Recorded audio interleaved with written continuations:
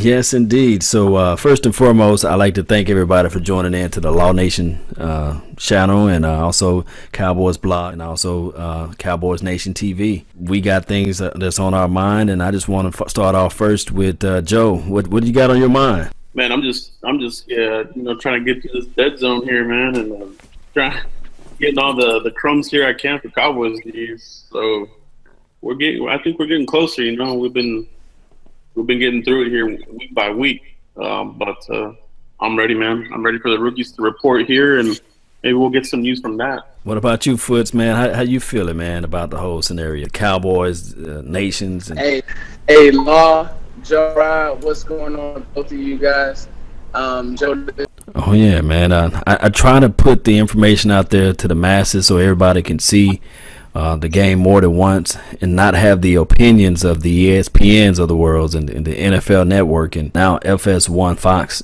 But I think collectively this team is on a rise. I think that the national media is hoping, is wishing, and wanting a sophomore slump. They want the Cowboys to go 3-13, and I have that type of a feeling that guess what? I love it when we are the underdogs, believe it or not, because every time they pick the Cowboys not to win, what we do, we bust them across the head, and we make things happen.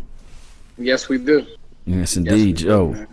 Yeah, that's what I think, man. It's true, man. Like I think this team is built to make runs to the playoffs. I don't see the sophomore slump being anything but talk, like you said, from these guys that want the Cowboys to fail, and we're gonna prove them wrong. We have all of the pieces in place. Only thing left here is to see how the defense looks here. Yeah, speaking of defense, off camera, you and I was talking about the David Irvings of the world and the Randy Gregory's, all of these suspensions that are happening. But I want to get Foot's opinion on the whole ordeal with the David Irving situation by him being out 4 games. How you think they're gonna flow? I think I lost you, but yeah, Joe, tell me what you were thinking about. Oh, you still there? Okay. Yeah, I'm still there. So what? I think this is why you drafted Taco. Not solely why you drafted Taco, but our rotation is gonna really have to step up. You're gonna need guys like Mayowa to make plays, and he won't. We can't afford him to have to be benched before he starts doing things. You know what I mean? And let's see what a guy like Montre can do. He'll have a chance maybe to get some snaps early now that Irvin, because I think we're gonna have Irvin at left, correct? Yeah, Irvin was going to play the left, and he's going to kick inside. I guess give Tyrone Crawford a spell. So yeah, he was going to play left. Yeah, so the rotation is going to have to really step up, and you're going to need something from Taco. To me, Taco, and just it's just going to have to be a very good rotation. Yeah, the thing that can help us most, Law and Joe, is really Malik Collins. If he takes another step, all of these guys I think will be really good. Yeah, if Malik can demand a double team up the middle, and then, that's going to stop the run, and we got the Stephen Payas of the world against the run, I meant to say, and then we have Thornton kid. So that piece, if you're talking about the rotation to the inside, I don't want to sleep on Joey Ivy too as well. I think Joey Ivy, he's going to come in. He's going to be a good rotational piece if he's going to be able to make the 53-man. But on to the outside of the defense, my dark horse is still the Demontre Moores of the world and Benson Mayowa. I think that those two pieces will be able to just be a very, very good centerpiece for this team and get out to the edges, even if we are missing the David Irvins and the Randy Gregory's. Give me your scouting report, starting from the defensive line to the linebacking core, all the way out to the outside, to the DBs and the safeties. I think the defense is going to – I think, like we said, Malik Collins, I think he's going to be the guy that gets this thing going here from the middle. And then I think it's going to work from that way out. The revamp has started here. I think Malik Collins was the first. He's getting younger. And then adding Charlton here, looks like he might end up being left end, which is fine. But that's two young guys there. David Irving, once he comes back against the Packers, he's going to want to do something here. So I like the defensive line. Benson Mayowa, I don't want to forget about him. He does make my guy. turned the engine on here after he came back from the benching. He turned it on, and then of course Demontre Moore has been making noise here in OTA. So I really like what the defensive line has this year as opposed to what we had last year. There's a lot of promise here, and there's a lot of hope. What do you feel about the Tapper, the Charles Tapper? So Tapper, and sorry about this, guys. I'm sure we'll have I'm on a different location. I'm sure we'll have our means of talking better next time, our communication. But anyway, Tapper, listen, to me, that's who Ryan Marinelli sounds the most excited about. You think about his skill set, 4'5", was out of position at Oklahoma, gave him kind of a redshirt season.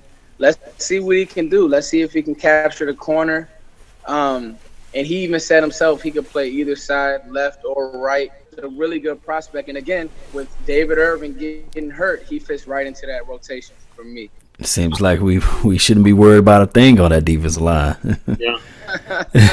With the way we talking. I mean, with the Benson Mayowa and the Demontre Moore. That is definitely optimism time, right now. Yeah. I mean, everybody, the only people, I hate to throw this shade, but the only person who's winning right now, and they win every offseason, is the Philadelphia Eagles, right? The Eagles. Everybody always say the Eagles are a dream team. They're going to be the team to watch out for in the NFC East. Blase, blase, blase. But neither here nor there. I don't want to bring on the trolls, but it's just exactly, because they will come. They will come, and I was reading an article this week, and they were saying that the Philadelphia Eagles have the best. I'm talking about nothing but the best offensive line in the whole entire NFL. And I said, see, I'm gonna hold my reservations on everything, but at the same time, if you have the best offensive line in the whole entire NFL, I don't want to hear no excuses for Carson Wentz. I don't want to hear it. I don't want to hear the trolls saying Carson Wentz 10,000% or 10,000 times better than Dak Prescott. Because one thing I know about Dak Prescott, he's somewhere right now in the playbook reading and studying and getting better on his craft. Right. Yeah, I agree. I completely agree. I think the thing that, I was arguing with a dude the other day because they kind of said that he and Dak had similar first seasons because their offenses were the same. Mm-hmm. If you're not with Cowboys fans like us, and then we really dive deep and work law and along with you, Joe, the offense was nothing like Skins ran. Read option, books. Dak had a full playbook. He was running full ride. He was running 12 personnel. He was doing a lot of things, and within that offense, and he wasn't a run-first quarterback. That's right. He was stepping up inside. Oh yeah, I really think that that's something that he brings to the table, is his ability to learn and pick up the playbook and play with that poise. Those are things that are like, you just can't just say, okay, rookie, you're gonna do this. Rookie, you're gonna do that. He's not comparable to a Nick Foles that I heard somebody spit out epithets that he's similar to Nick Foles' rookie year. He's not no near close to what they asked of the RG3s of the world. He's not that guy, And if anybody had, 2 ears and 2 eyes and was able to see those games, they see pale in comparisons of something opposite of what RG3 did versus what Dak Prescott did. It's just so fickle. It's just so funny in how fickle some fans are when they say that even the fans are on our side, he's going to be another RG3, which I don't see. You correct me if I'm wrong, guys. Yeah. No, you're right. You're right, Lord. It's irresponsible because our was a run for team really figure out. Yes, indeed. So Joe, tell me what's on your mind about all that, Nah, I think Dak's at another level here. This guy's really impressive. I mean, just his background, his family and everything like that. I mean, he's on a mission here, and when you got a guy who's on a mission, you can't stop him. And that's what's going to happen here. People want him to fail, and he's going to show up toe-to-toe with these guys, and he's going to show everybody what he's made of. And he's just an impressive young man. And man, I just feel like we hit a big home run here with Dak. I like everything I see about him, man. All the stuff that he does to raise awareness for cancer. I mean, you don't see a lot of young quarterbacks doing the kind of stuff he's doing right now. I mean, he's just a complete package. And, you know, he's, like you said, he's starting the playbook right now, looking to get better. I think that's just what's going to happen here. You know, they say that, you know, defenses have the playbook on him and they know his traits, like how to stop him. But he's looking at the same film, getting better. So these guys are a step behind Dak. So he's going to tear him up. Yes, indeed, man. I'm feeling that 1,000%. If teams saying, okay, now they got the book out on him, but inverse, he got the book out on them. And then keep in mind, you got Zeke coming out of the backfield.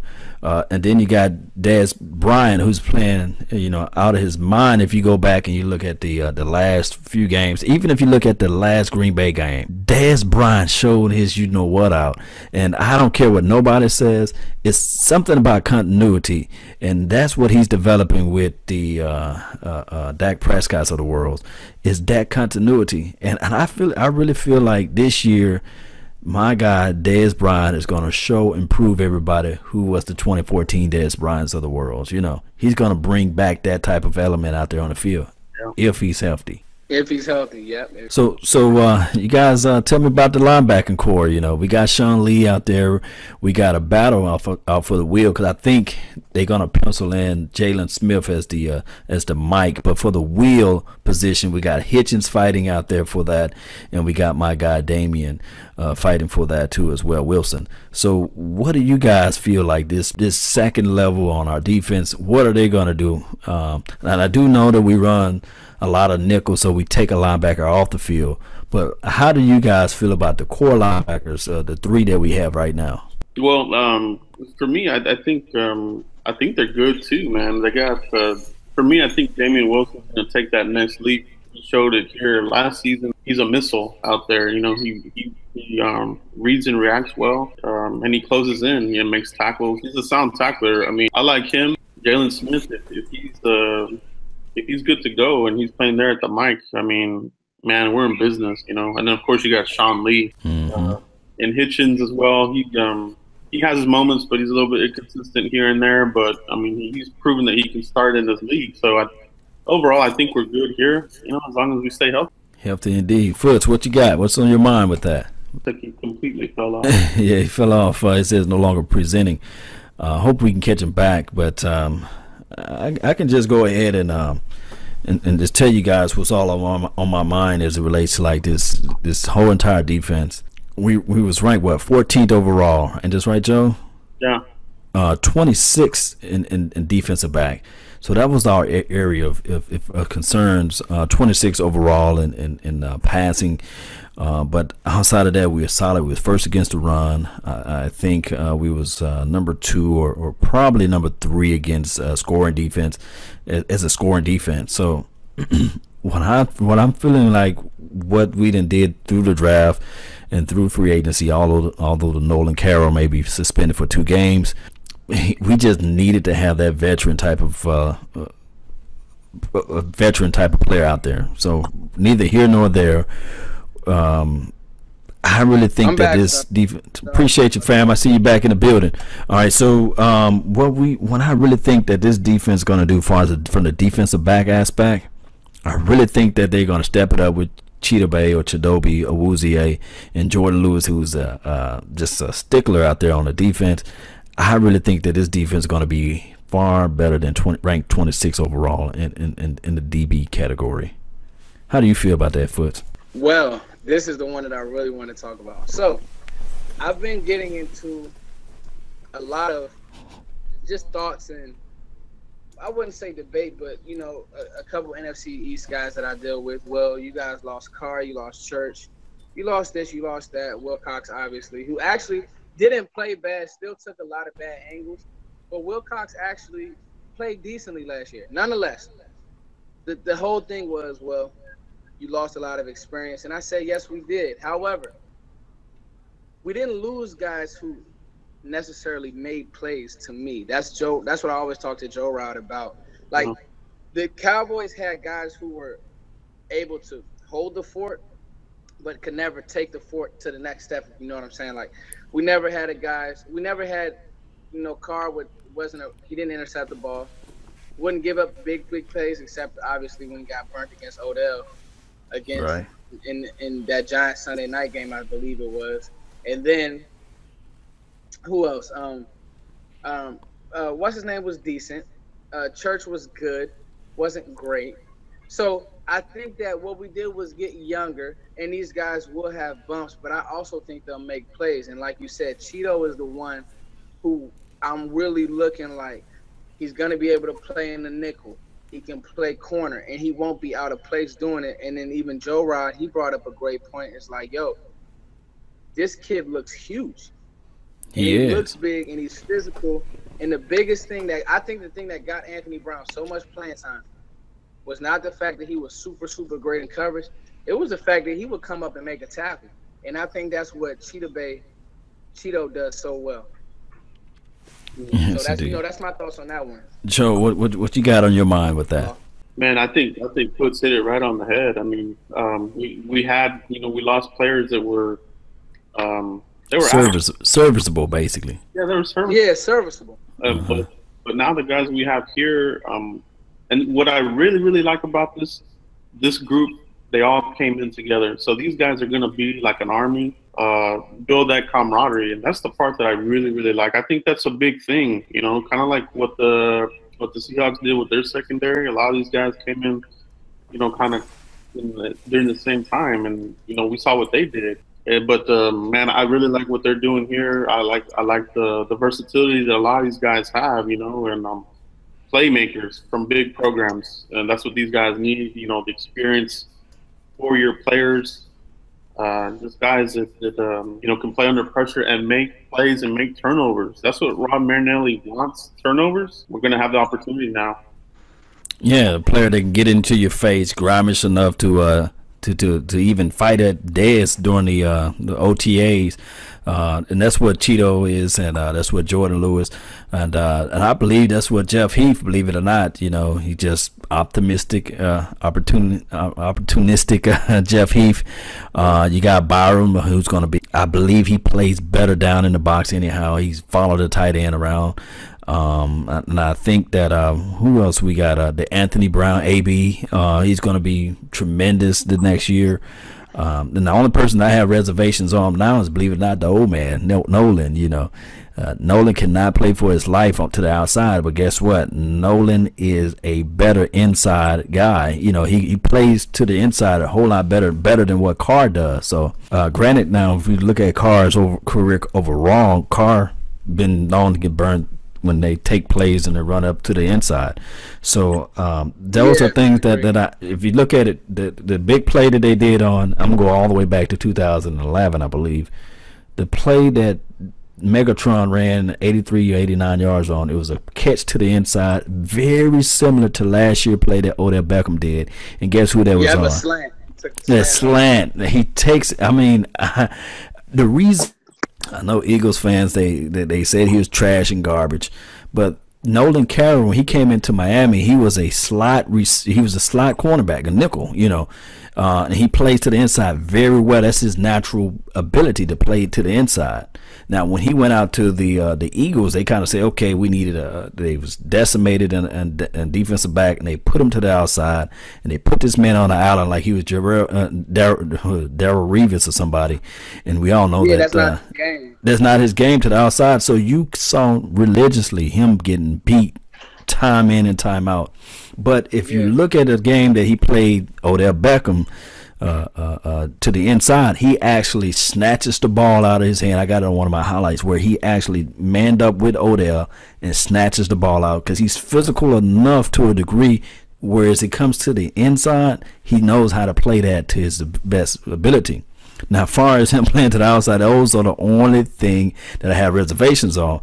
But look here, the positive of everything is that we play a lot of Tampa too. So guess what? Exactly. You got a guy over the top. You got Jeff Heath, or you got Byron Jones is going to be able to bail you out if you get burnt. And I think that by us playing cover 2 more so than what the Eagles played, it's just going to be a better fit collectively for this Nolan Carroll kid on our team. I agree. I agree. I think you're spot on, Law, with that, and that's a good observation that I really didn't think about. Because Carr does get beat on slants, and receivers would like run away from him. Yes, indeed, man. So, any more thoughts that you guys want to get out before we close this out and this sort of thing? Well, it's probably too much for this episode, but me and Joe Rob were gonna start really hitting training camp battles because we got a lot of battles. Like to keep our eye on, whether it's an offensive player versus a defensive player, or whether it's two position groups. Now, at first, I'm thinking, well, Lyle Collins, he's gonna play guard. Well, now it looks like they're set with him playing right tackle. So who's gonna take that guard position? Is it gonna be Cooper? Is it gonna be our kid from Florida 3 years ago? All of these questions. Then defense has so many questions. Who's gonna start at safety opposite Byron Jones? So all of these things, I think that we should really hit that maybe next show, because that's what's on my mind. Like, what's gonna happen with camp? We gotta account for injuries. That's why I'm so glad that we went deep at DB, because injuries. Somebody's gonna get hurt. I'm already pretty sure. I hate to say it, but Scandrick's gonna get banged up at some point. It's just how it works. You know what I mean? So, like, who's gonna be the person to step up and take Scandrick's position? And of course, the big one everybody wants to talk about right now is Switzer and Lucky Whitehead. So again, that's kind of what I want to hit next week, if y'all don't mind. Oh man, I don't mind at all. And actually, you sounding a whole lot clearer, man. So wherever you at, stay right there. But let me tell you this, Foots. I got onto the Wi-Fi. So, okay, man, you sound 1,000% better. But let me tell you this: I was talking to Joe off record, off the recording, and I was just telling him about, I'm doing the 53-man roster, and that video should be out floating this Saturday. It's going to be my breakdown of everybody on the 53-man, and I got my bubble players, people that's on a bubble, and I got a Bryce Butler's that's on a bubble. If he don't pan out, I'm just gonna give you a quick thing that I have right quick. I have I have this is what I got. I'm just gonna do a quick rundown. I got 4 running backs. The 4 running backs are gonna make it is Ezekiel, McFadden. I got Rod Smith. Hear me out, and I got Keith Smith. I got Alfred Morris, the our man out. Okay. I got the team going.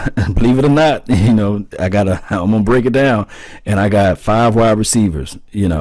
Because we're gonna need to have more guys on the defensive side. So I think this year they're gonna go only with 5. Here are my 5.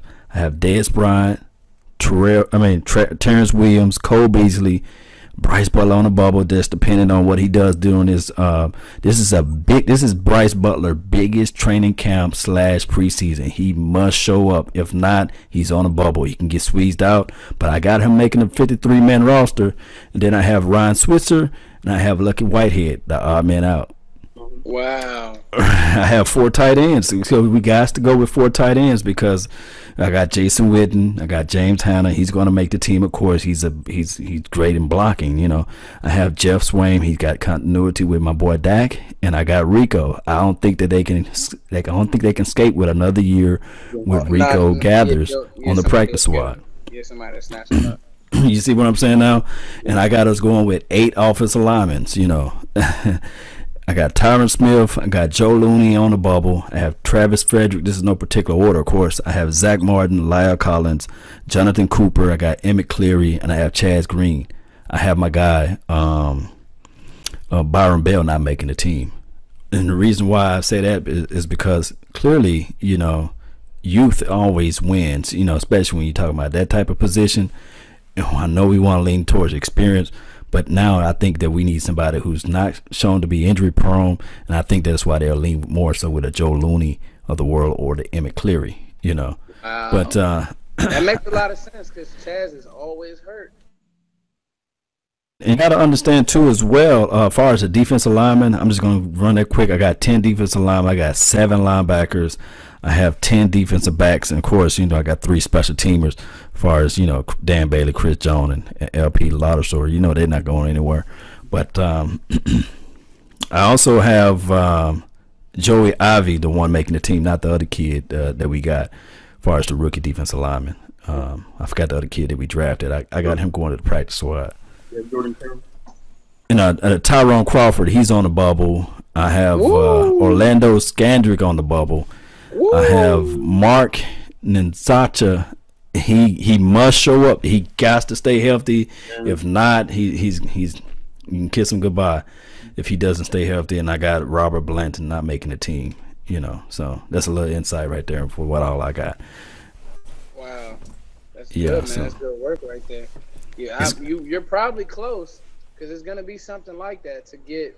Because now with the suspension, you're right. You're gonna have to have protection on the defensive side of the ball. Yeah. Yes, indeed, man. So that's why I got 10 defensive linemen, and somebody's gonna get cut or they're gonna get. I don't know. Something's gonna happen when David Irvin. See, David Irvin is such a crucial position because he allows somebody to make the team to eventually get cut from to eventually get either cut or go back to practice squad on the team. You see what I'm saying?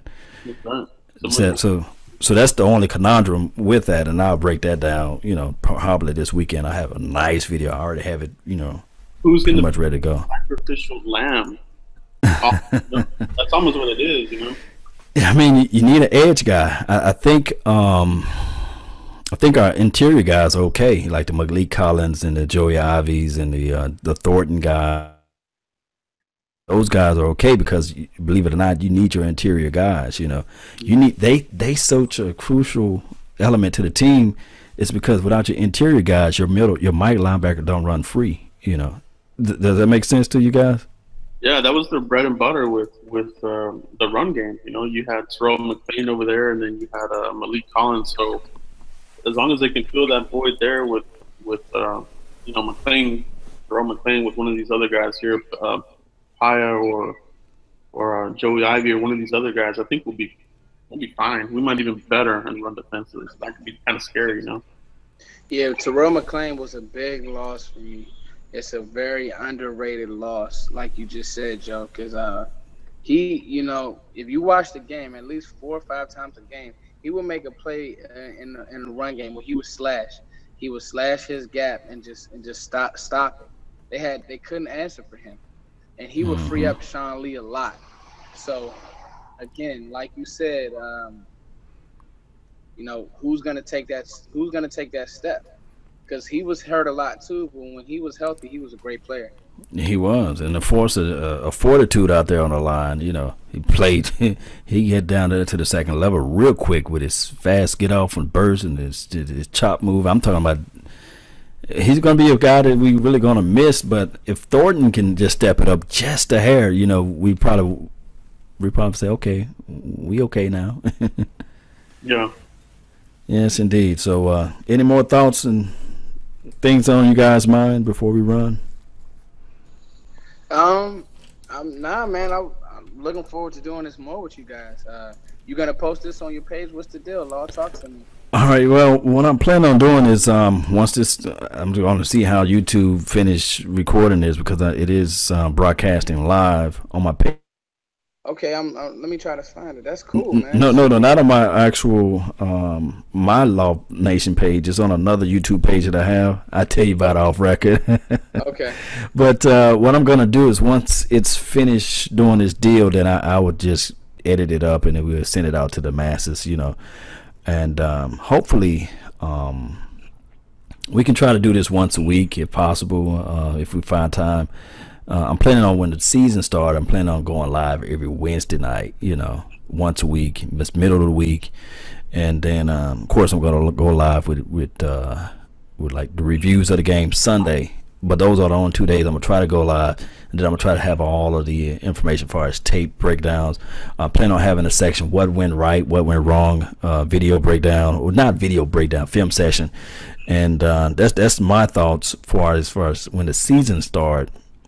As far as this channel, as far as reaching out to you two guys, what about Thursday night? That's fine, man. During the season, because I'm gonna probably have a similar schedule. Like I know we're gonna continue with Cowboys Huddle. Me and Joe Rod, you're welcome to join anytime. Okay, when you guys do Cowboys huddle? We do Cowboys Huddle Wednesday. Yeah. We're gonna Okay. move that to Wednesday during the year, Okay. and then I'm gonna do a film breakdown Tuesday or Wednesday, and then like you said, just Sunday recap. That's it. Sunday recap. Okay. Let Yeah, me I do see. that on the channel and everything. You know what? I might push my Wednesday show to Saturday. You know why? Because then I can have, like, what do you guys predict? You know, the outcome of the game. You know, maybe I can find a Eagles guy or a Giant guy or a Redskin guy and have them to call in and we can chit chat and talk it up and put our predictions out there. Maybe I can do a Saturday night game. Okay. So you're here live Saturday night, you know, with Law Nation, you know. What about you, Joe? What you got going on, man? Man, I'm just, you know, I try to keep it daily here. You know, Yeah. navigate through the slow time. But man, I'm down for everything, man. Like I really love our Cowboys community here. You know, with Foots over here at Cowboys Nation, and then you here, Law and Mark Holmes. I think these are the major players. You know, for the Cowboys. And of course, Shango, but I know he's got a busy schedule and he's not on a lot. So, but man, it'd be cool if we could get you know, more of us together and like a round table. You know, even so, maybe like once every now and then get everybody. Get you know. Yeah, you know, collective minds put together, and we can give our thoughts and send it out to the masses and beyond. I think that's something that will be a very intricate part to everybody who just love the Cowboys more than they like them. You know what I mean? You know, like I tell everybody, I don't like the Cowboys at all. I love them. You know, so I tell you, Law, I watched your content. I found Joe, like, I'm just a fan of people who, like you said, like to dig deeper. And it's not just like barbershop talk, but, you know, because that's my thing. I like numbers. And Joe will tell you, I'm big on the draft. So it really lined up well once we started drafting well, which has been these last like 4 to 5 years. Dallas has really drafted better. So now, you know what I mean? And it's, again, my claim, I'm not going to say my claim to fame, but I remember when the day we drafted Dak Prescott, mark my words, Law.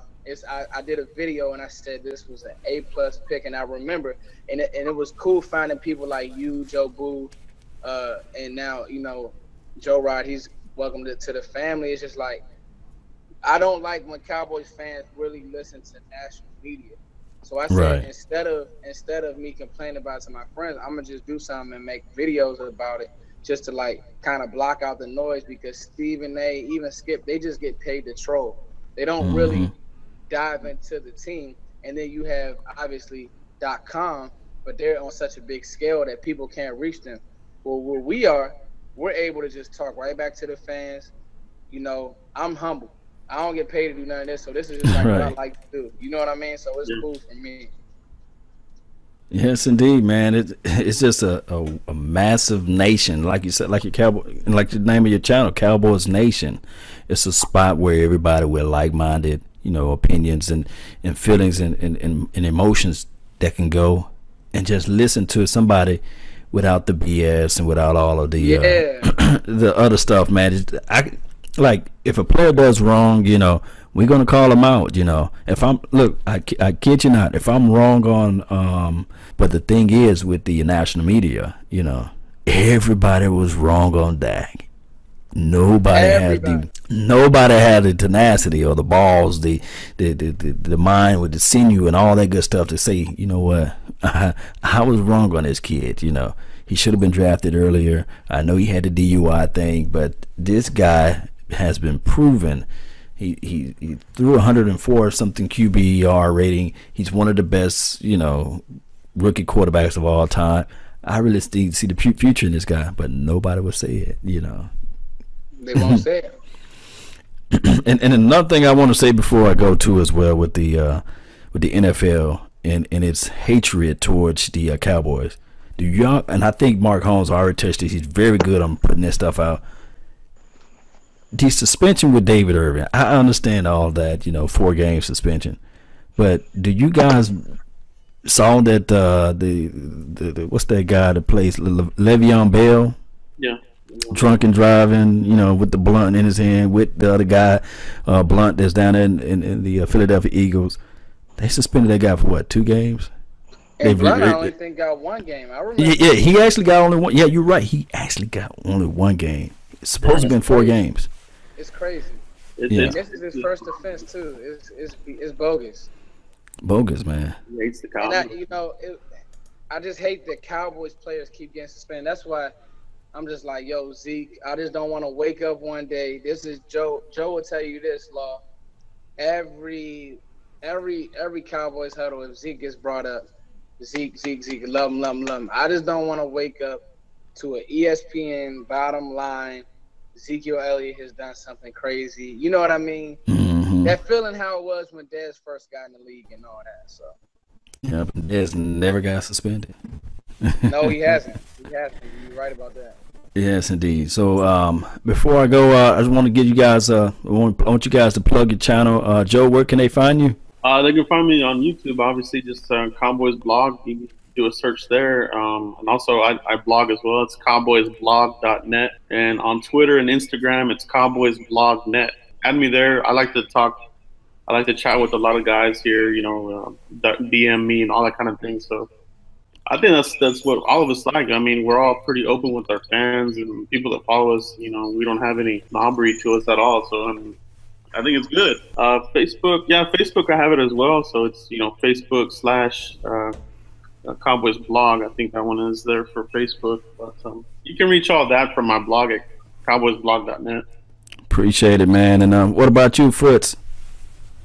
Hey, brother. So it's gonna be Cowboys Nation on YouTube, and then just Foots the King everywhere else. So Instagram and Twitter, just Foots the King. I'm a musician, so I'm either tweeting about music stuff or posting music stuff or just kind of my life. And I keep all the Cowboys stuff on the Cowboys Nation handle. And that's it, man. So thank you, Law, for just using your platform to help us out, man. It means the world. Yes, indeed, man. I appreciate the thanks, man. And you guys go out and support their channel. Subscribe to their channel. Feel free to go, just hit them up on those avenues there. And don't forget, I'm actually looking for admins. I got one admin. I'd like to give him a shout out. He does most of my work on Facebook. And if you guys, anybody out there know anybody who likes to do like that type of work as far as curating videos and editing videos and putting content out there, please hit me up. Find me on Facebook. That's in the Law Nation. And I'll surely get back with you, or you can hit me up on Twitter, DM me, and those are things that I like for you guys to do if you are willing to help me out and help the nation grow. And that's been our time. I thank you guys for yours. And remember, you guys are listening to nothing but the best. May God bless. Peace. We out. Peace.